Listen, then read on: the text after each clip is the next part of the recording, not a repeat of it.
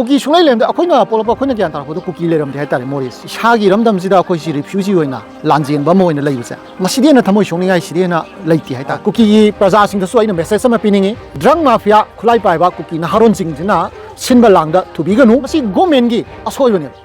Ako si Sayen, Sanlok type, Uraba Malis, Tarjina. But someone Lishina, Adarka Sare, someone Lishina, Botarka Sare, Aduna Sum Toraka, the market someone Lishing City, Ako Lanjela. Ishairam than the Ako Lanjela Lise. Ako Gomengi, employed by ADC or DC or Natragamaki, stopping over. Not other Natragana documenting Sari, but Kambuzinga, Mokoki could come on your way, Ako Langelis. Security says Lishing Pumdrapu Salaga. Sida thammi basa arembada MLA mantri ki yunga ibsingsa lokthopio akoi Moreh da Champoda security piraga akoi Moreh praja sing Champur ki praja sing ja pusambirga mafam da khunda lai kan bio khoijibu moina chananing momong na sanabai mong masi me de ko sengna suya azaroi sidagi hongton yaraga na akoi isagi iramdam Moreh da pusambio ai ming Horizon Khamba Meetei ai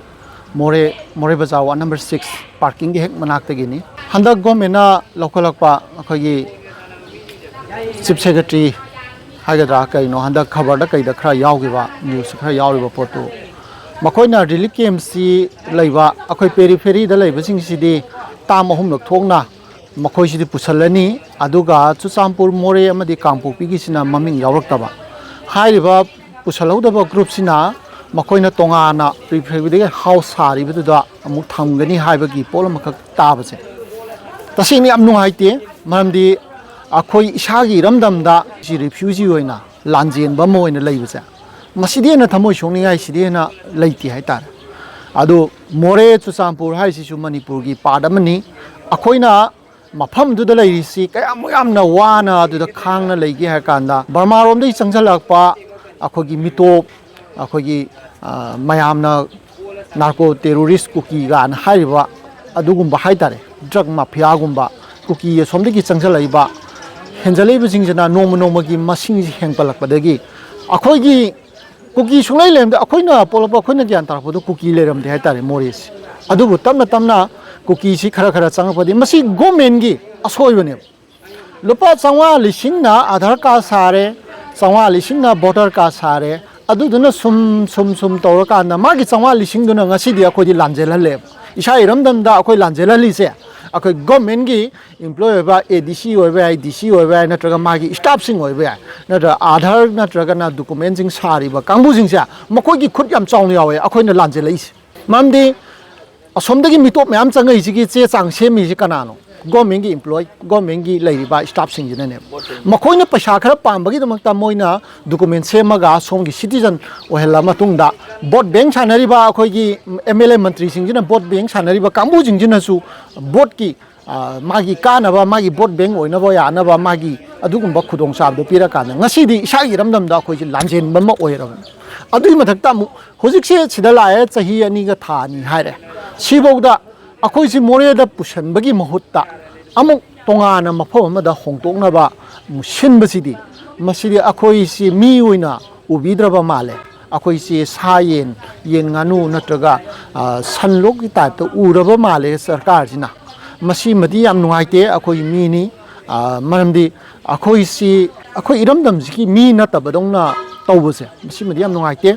aduga Mafam asida hek lakpadagi saisida akogi angangsing satrasing adagi suba nomba haibadi gomena cheng hawai khara pireisina akoi hingba yaba nate ana hek yaure angangsing like tamdaba yade masi myam je nga kanda swai anakpada Hazira subungamba min hazira sugare migi hotel na glass amba kon chamba yawbuna yawre migi mayumda phi suba migi mayumda helper oiba man haina jaba swaida dukan yawbu khopa tawraga mi jingse lai swai sida mai sedan bhangi settle tawre haitare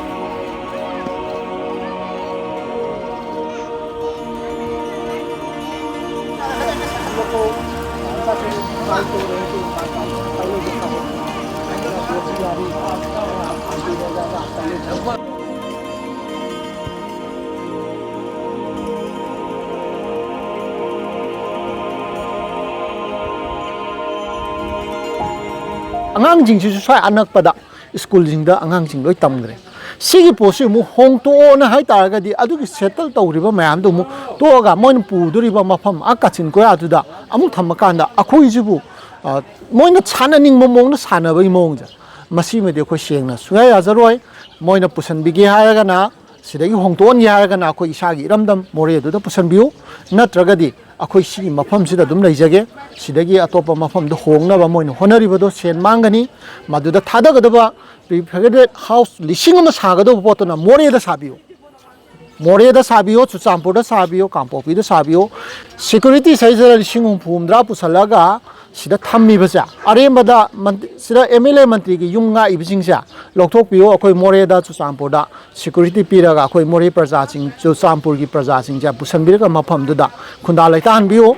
aduga mafam duda matam khara ngak sendana thama kan da tamna akoi gi Kuki loina phati di haijaroi maramdi mokhoi gi su drug mafia kharana sigi khujin thawrang hai tare mokhoi drug mafia ji moi lal hobjing Kuki gi lal hoba keno leiriba mayam moi gi khulai paiba mayam drug mafia ni moise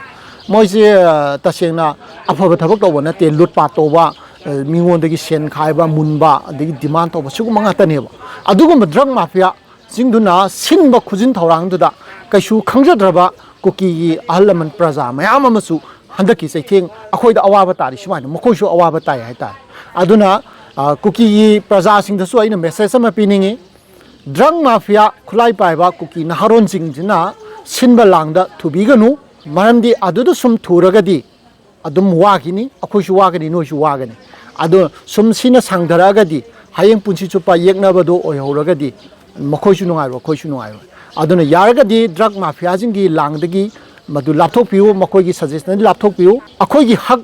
akhoi shanti porak poromda Kuki gi leiriba praja sing ju changjan biro Meitei praja su akhoi laujari sati hanagumna nungsi chanana leimina ba adomda changjan minasi khanaba chainaba lana sakari dongoida afaba su oiroi tungi punsi de hena angang nubi gi haureba naha sing ji hena akaiba lakani habasima Kuki gi praja sing da ina message pijaningi masi punamak tholi se drug mafia Kuki mogi khulai paibasing na thon banga tani masi makoi soidana khangau ngani moi roibada ina haijaningi si akoi sidagi hongtok pa haibasa masi di akoi gi Moreh praja miamna amata ya de ato pagi de haiba ngamjade maramdi akoi Moreh gi ni ai ka Chuchampur gi nate ai Kampopi gi nate akoi Moreh praja ni Moreh praja moina